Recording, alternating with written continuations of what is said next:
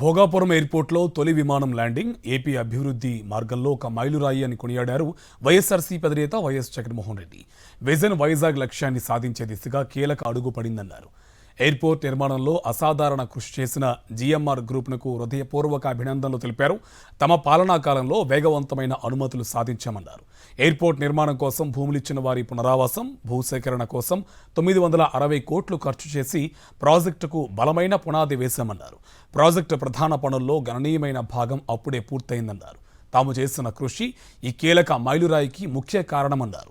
విశాఖ పోర్టును భోగాపురం ఎయిర్పోర్టుతో అనుసంధానించే బైపాస్ జాతీయ రహదారి ప్రాజెక్టుకు 2023 మార్చిలో గడ్కరీ ఆమోదం తెలిపి ఎంతో సహకరించారని గుర్తు చేశారు వైఎస్ జగన్.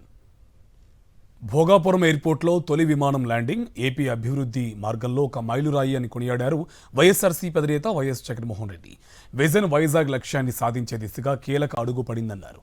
ఎయిర్పోర్ట్ నిర్మాణంలో అసాధారణ కృషి చేసిన జీఎంఆర్ గ్రూప్నకు హృదయపూర్వక అభినందనలు తెలిపారు. తమ పాలనా కాలంలో వేగవంతమైన అనుమతులు సాధించామన్నారు.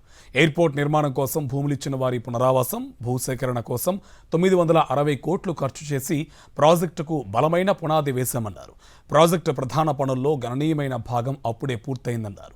తాము చేసిన కృషి ఈ కీలక మైలురాయికి ముఖ్య కారణమన్నారు.